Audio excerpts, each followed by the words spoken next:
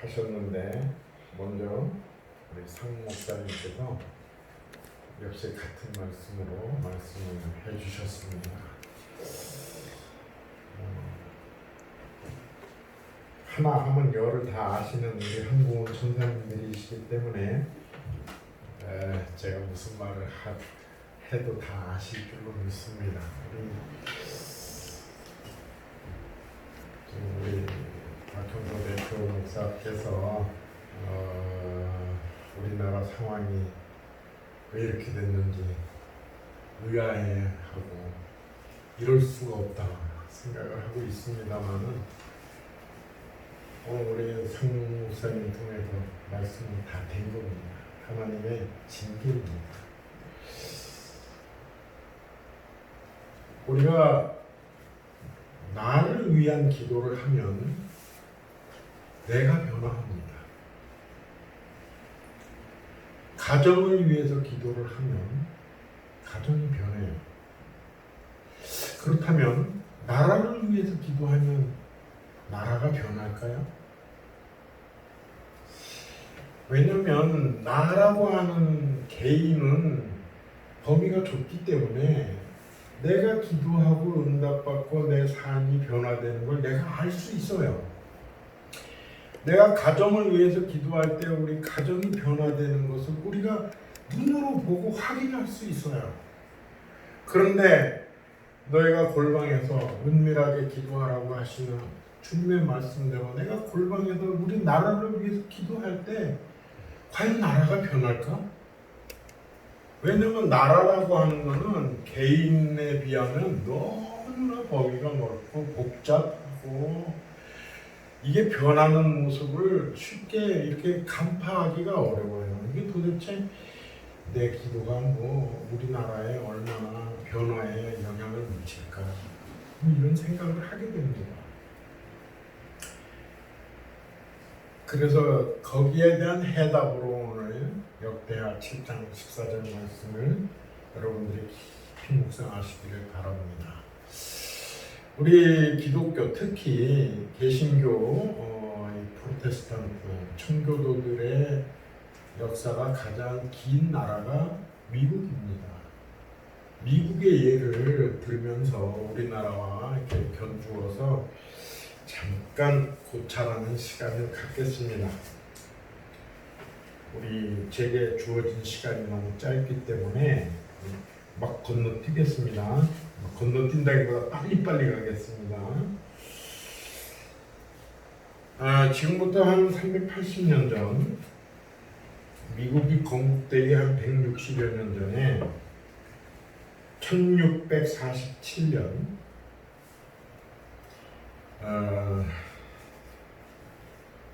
미국의 이 청교도들이 와서 정착을 하면서 자그마한 마을을 이루고 이렇게 점차 마을이 커져나가면서 유럽에서 많은 박해받는 청교도들이 미국 땅으로 목숨을 걸고 들어와서 식민지 나라, 영국의 식민지 나라에서 자치적으로 자기들끼리 정치를 해나갔습니다. 거기에 1647년에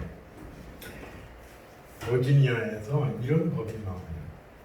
Old Delude Satan Act, 오랜 사기꾼 마귀에 대한 법령.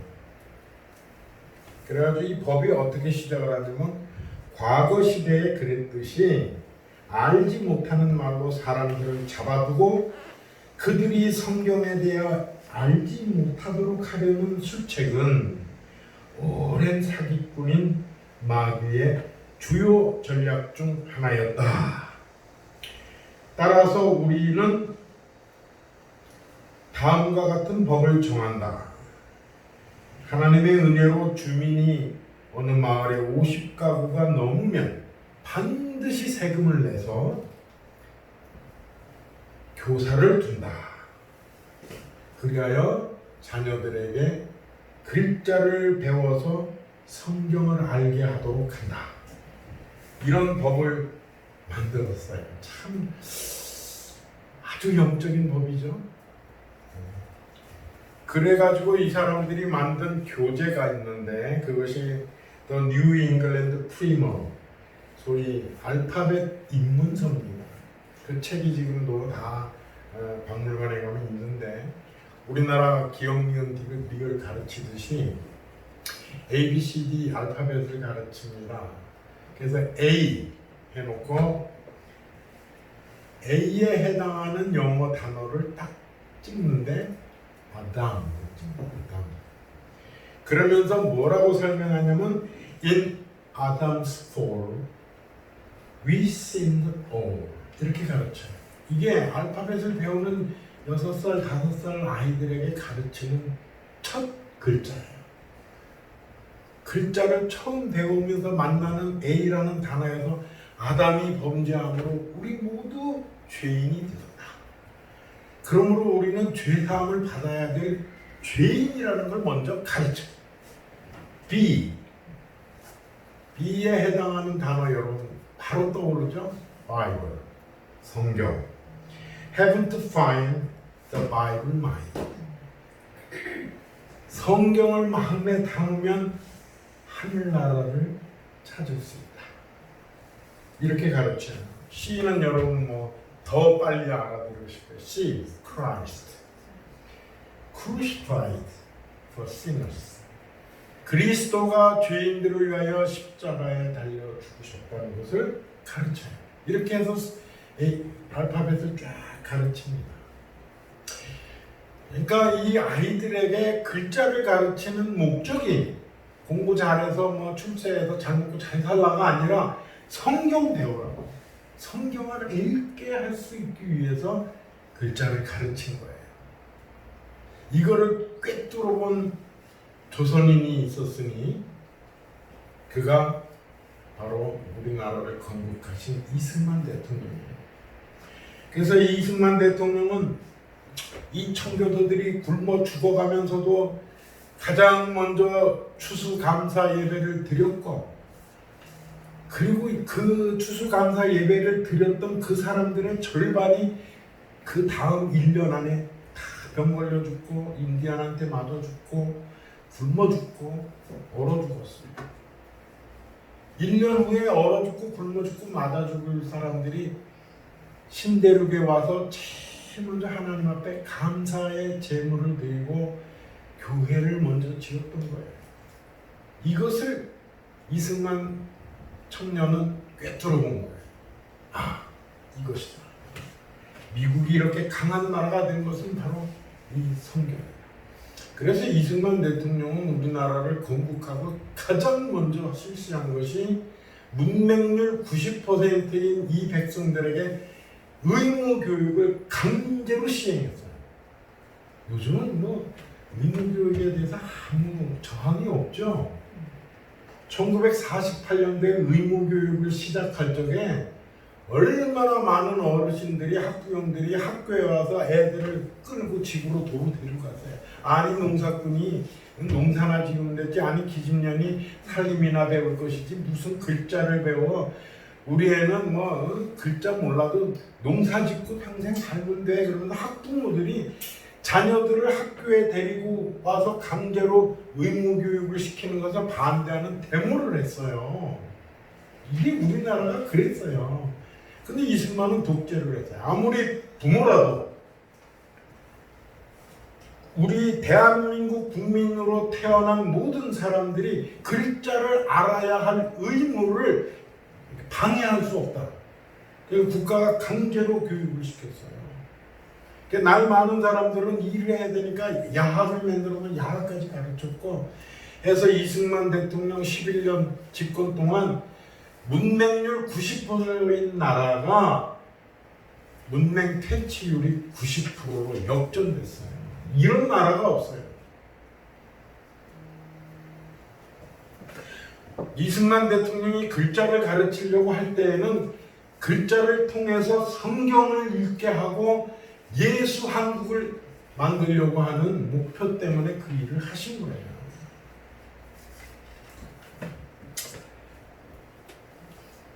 (1774년 5월 24일) 이게 영국의 조지 3세 제위 14년 때인데 화요일입니다. 이때 버지니아 주에서 또 다른 법령이 나와요.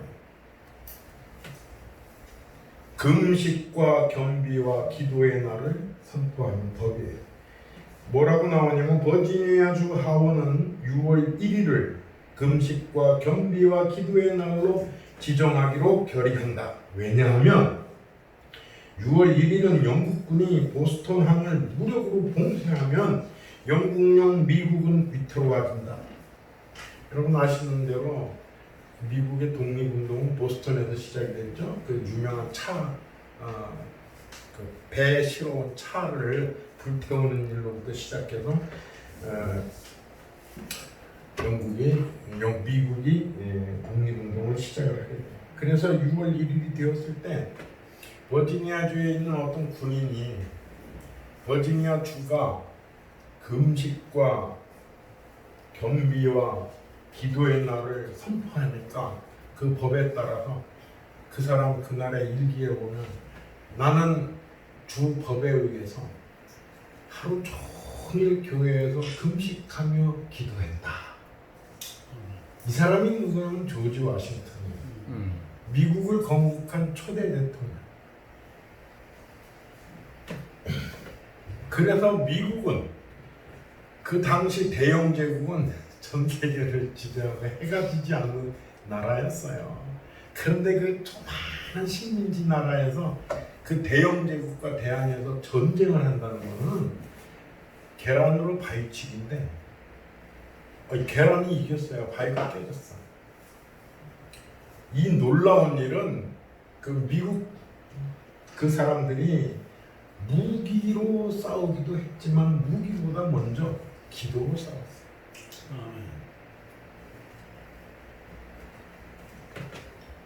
그런데 이제 1776년 여러분 잘 아는 대로 독립을 했고 그러고 한 20여 년 지나서 1798년 5월 9일에 때는 이제 제3대 대통령 존 아담스 대통령 때인데 또 한 번 엄숙한 겸비와 금식 기도날을 선포합니다.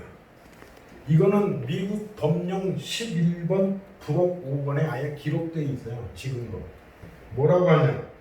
국가의 안정과 번영은 궁극적으로 본질적으로 전능하신 하나님의 보호와 은총에 달려있다. 하나님의 은혜를 입고 있는 미국 국민은 이 진리를 인정해야 할 의무가 있습니다. 그래서 금식 기도를 하자. 해라. 하자가 아니야. 해라. 모든 세속적 일을 중단하고 오직 금식 기도만 하라. 하루 동안. 그러니까 개인과 국가가 아무것도 하지 말고 기도만 하라고 정하는 거야. 이때가 언제냐면 프랑스와의 전쟁이에요. 이때 프랑스는 누가 지배했냐면 나폴레옹과 전쟁을 하는 거예요. 이 위태로운 때에 모든 미국 사람은 그냥 뭐 은행도 안 가고 학교도 안 가고 직장도 안 가고 농사도 안 짓고 아무것도 안 하고 그냥 그날 하루 전부 모든 미국 국민이 교회에 모여서 하루 종일 금식하고 기도했어요. 그 나폴레옹 군대를 무찌렀어요. 지금이야 프랑스가 미국한테 무식한 말로 감히 대들지 못하지만 당시 프랑스는 유럽을 제패했어요. 그 나폴레옹 군대를 이겼던 거예요.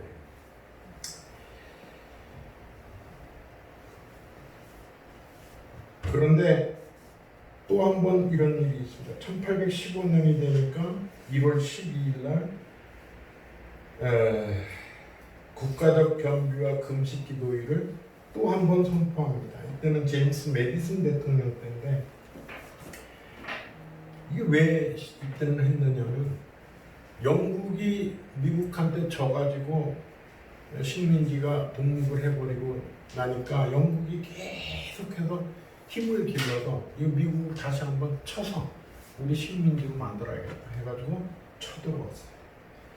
얼마나 위급했냐면 워싱턴 그 미국의 수도 아닙니까? 이 워싱턴의 모든 건물이 다 탔어요. 대통령이 집무하는 그 대통령 관저까지 싹 탔어요. 그래서 이 위태로운 때에 모든 미국 국민이 금식하고 기도했습니다. 그래서 여기서 또 한 번 이겼어요. 이때가 왜 중요하냐면, 그래서 이제 워싱턴을 재건하러 왔는데 전부 새까맣게 타가지고 도저히 이거를 다시 어떻게 탄 재를 긁어내려도 긁어내는 방법이 없어요. 그럼 어떻게 해야 되겠어요? 그래서 그냥 하얀색으로 다 칠했어요. 그게 백악관이에요. 백악관이 처음부터 하얀색이 아니었어요. 그래서 화이트하우스가 그때 생긴 겁니다. 지금도 미국 대통령이 집무하는 그 건물을 화이트하우스, 우리말로 백악관이라 그러는 거예요. 이렇게 가면서 미국이 건국하고 한 90년 가까이 되어갈 적에 이제는 외적 때문에 기도한 게 아니라 내분이 일어나서, 여러분이 잘 아는 남북전쟁이 일어났어요. 당시 대통령이 링컨 대통령. 링컨 대통령이 4년밖에 대통령을 못했어요. 그 4년 동안 남북전쟁을 하는 거예요. 그래서 4년 재임 기간 동안 3번의 겸비와 금식 기도의 날을 선포했어요. 그때 가장 중요한 것은 1863년 4월 30날 기도문입니다. 그 대통령 교서가 이렇게 나와요. 저는 이런 걸 보면 정말 부러워요. 미국이요, 잘못한 것도 굉장히 많습니다. 제 친구가 그 미국 원주민 인디언에게 선교하는 선교사가 있어요. 장신대라고 하는 친구인데, 그 친구가 저한테 그런 얘기를 해요. 백인들이 인디언들을 막 학살할 때 인디언들이 저항하지 않고 그냥 화형당하고 죽었다 이거예요. 왜? 크리스찬이 되었기 때문에. 그 인디언들은 알지 못하고 자신들을 공격하는 저 백인들을 위해서 기도하면서 죽었다는 거예요. 그 인디언 문화도 만만치 않습니다. 그래서 인디언들은 지금도 미국이 우리 땅을 빌려갔다고 얘기해요. 인디언 그 공화국이 따로 있습니다. 인디언 대통령이 따로 있어요. 저 그 얘기 듣고 깜짝 놀랐어요. 하여튼 그렇게 많은 잘못을 저질렀어요. 미국 사람들이 세계 다니면서 잘난 척하는 거 보면 정말 어떤 때는 안 입고 올 때도 있죠. 그런데 그럼에도 불구하고 미국이 이렇게 세계에 패권을 쥐고 자유민주주의를 수호하고 신앙을 수호하는 이 대열의 맨 앞장에 서 있는 것은 바로 조상들의 이러한 기도예요. 1863년 4월 30날 아브라함 링컨이 국가적 겸비와 금식과 기도의 날을 정하는 법령을 이렇게 말합니다. 하나님의 거룩한 법에 따라 국가도 개인처럼 이 세상에서 징벌과 책망을 받는다는 것을 우리는 알고 있습니다. 여기서 굉장히 중요한 건 국가를 인격체로 보는 거예요. 국가도 죄를 지으면 하나님께 징벌을 받고 책망을 받는다는 것을 우리 다 알고 있지 않습니까? 이건 상식입니다. 이렇게 말하는 거예요. 지금 이 나라를 황폐케 하는 남북전쟁의 참화는 우리의 교만한 죄를 인해 받게 되는 형벌이요, 전 국민이 하나가 되어 국가개혁을 달성하라는 하나님의 채찍질로 받아들이는 것이 마땅하지 않습니까? 미국은 하나님이 내려주신 최고의 복을 누렸습니다. 우리는 오랫동안 평화와 번영을 누려왔습니다. 우리의 인구와 국부와 국력은 다른 어떤 나라보다 크게 성장했습니다. 이게 지금 2020년 우리나라를 떠오르게 해요. 그러나 미국은 하나님을 잊었습니다. 우리의 평화를 보존해 주시고 인구를 증가시켜 주시고 부유하게 해 주시고 국력을 증강시켜 주신 하나님의 은혜로운 손길을 잊어버렸습니다. 1863년 미국의 이야기가 오늘날 2020년 한국의 상황하고 너무나 겹칩니다. 보세요. 지금 우리나라가 아프리카의 가장 빈곤한 나라보다 더 빈곤했던 이 나라가 하나님께서 그동안에 얼마나 번영을 주셨어요. 기독교가 얼마나 왕성하게 막 팽창을 하고 막 성도들이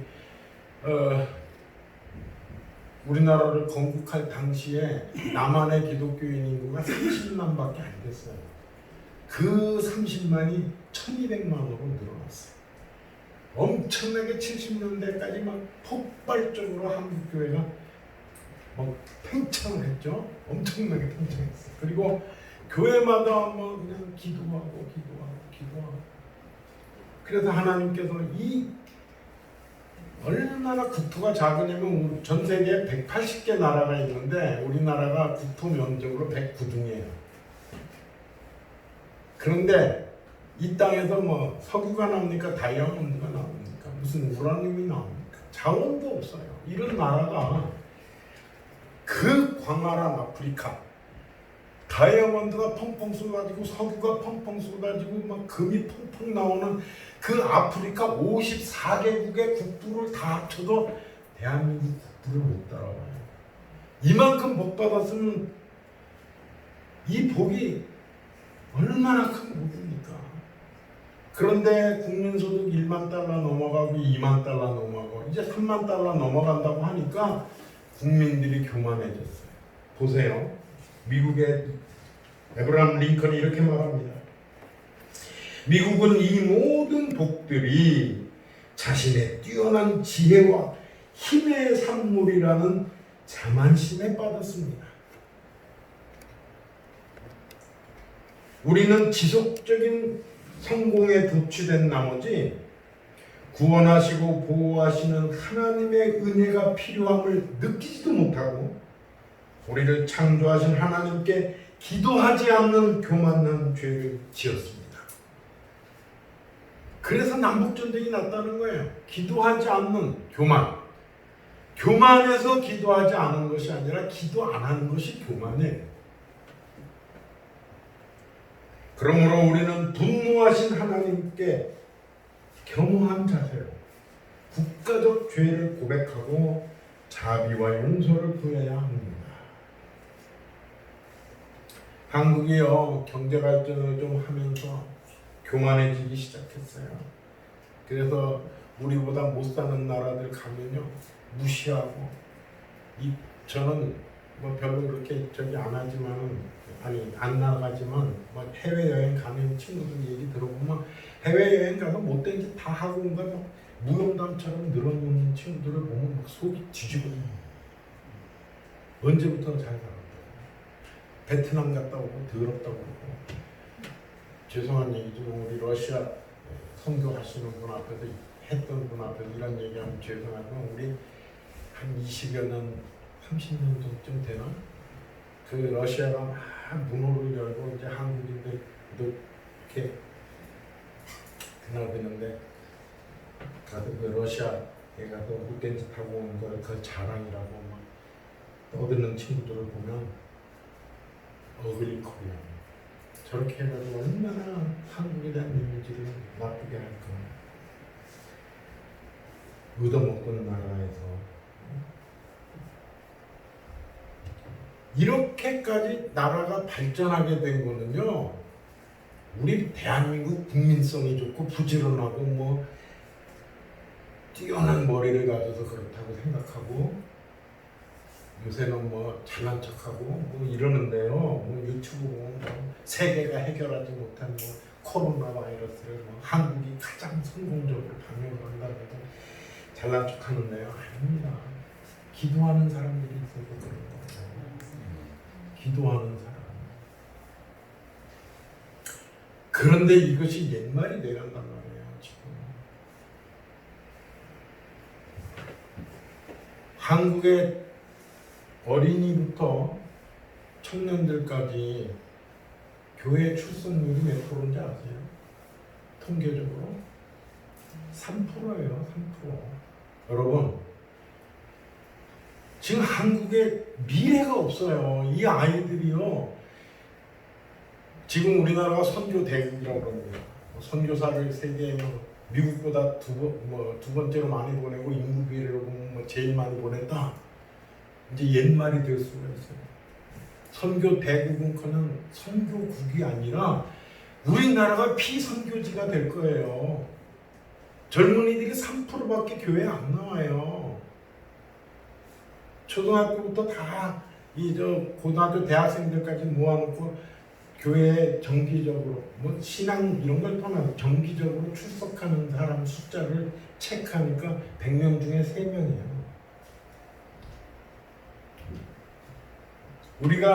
우리 세대가 지나고 난 다음에 과연 대한민국이 정말 예수 한국이 될 것이냐?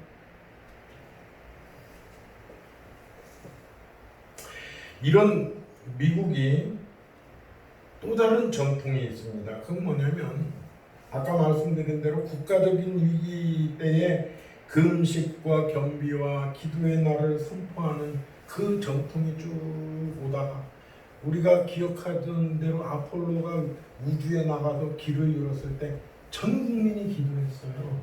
그죠? 기억하십니까? 그래서 지금 가장 미국에서 신앙이 좋고 기도 열심히 하는 데가 나사래요. 나사. 우주 개발.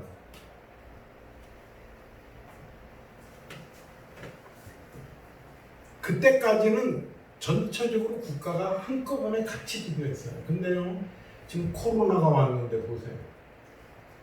트럼프 혼자만 교회에 이럴수록 더 많이 가서 기도해야 된다고 얘기하죠. 민주당은 교회 가지 말라고 그러죠. 어떤 주지사는 교회를 출석하는 교인들 오라고 한 목사를 체포했어요. 미국에서 여러분, 우리나라만이 아니에요. 지금 전 세계가 아까 제가 맨 처음에 말했던 버지니아 주에서 380년 전에 얘기한 대로 사탄은 어떻게든지 인간이 하나님의 말씀을 알지 못하도록 하려고 해요. 그리고 하나님의 말씀을 왜곡해요. 배배꿔요.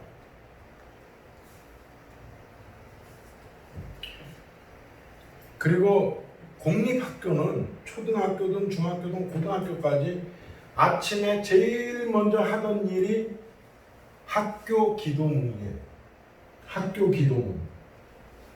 이것이 가장 왕성했을 때 미국이 가장 기독교 문화가 전체를 이렇게 지배할 때가 뭐냐면 1940년에서 50년대예요.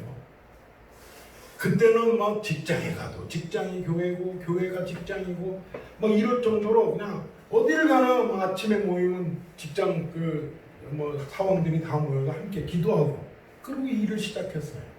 병원에서도 기도회부터 먼저 학교에 가면 선생님이 기도문을 이렇게 써놓고 애들이 눈을 뜨고 읽든지 외워서 읽든지 그냥 건성건성 따라 하든지 되게 이래요. 지금은 이거는 또 요새는 한참 인터넷 유튜브 뒤져야 나오는데 요새 하도 없어져갖고 어느 학교에 하나 남아있는 거 크랜튼 하이스쿨이라는 데에서 그 학교의 스쿨 프레이어 기도문을 하나 제가 번역을 했습니다. 하늘에 계신 우리 아버지, 우리에게 매일 최선을 다하려는 마음을 허락하소서.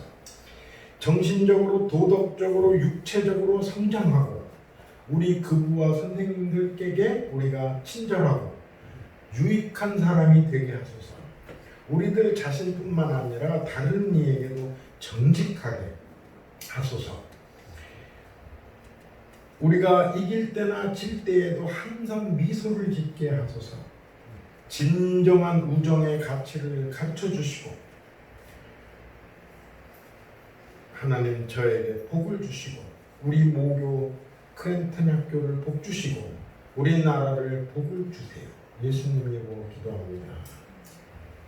이거 3분도 안 걸리는 기도예요. 요거를 매일같이 건성으로 하든 따라 하든 진심으로 하든 온 학생들이 공립학교에서 다 이걸 했어요. 그런데 1963년도에 케네디 대통령 때 미국에 엄청나게 큰 일들이 많았어요. 소련의 미사일을 뭐 쿠바에다 갖다 놓는 놈이 어떤 놈이 해가지고 굉장히 정치적으로 시끄러울 때 아주 조용히 미국 상원에서 학교에서 기도하는 거는 종교 자유에 어긋나. 뭐 다 기독교인들이 아닐 수도 있잖아. 이슬람도 있고 뭐 불교 믿는 사람도 있고 뭐 등등 여러 가지 종교가 있는데 꼭 예수님 이름으로 기도하는 이런 거를 해서는 안 돼라고 법을 통과시켰고 그것을 대법원이 옳다 해가지고 모든 공립학교에서 기도하는 거를 없앴어요. 그리고 그때까지 학교에서는 창조론도 가르치고 진화론은 소개만 하는 정도였어요. 그런데 1980년에 그냥 십계명을 가르치지 않고 학교에다 이렇게 십계명을 붙여놨어요. 이렇게 십계명을. 그래서 오며 가며 십계명을 보도록 했는데 그 계시하는 것도 금했어요. 1980년에. 그 다음에 1987년부터는 학교에서 창조론 가르치지 마라.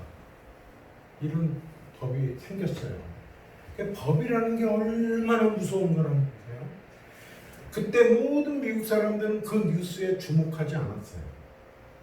뭐 그러거나 말거나 애들 학교에서 뭐 기도 안 하면 집에서 하면 되지, 교회에서 하면 되지. 그 교회가 정치에 무관심했어요. 법에 대해서 무관심했어요.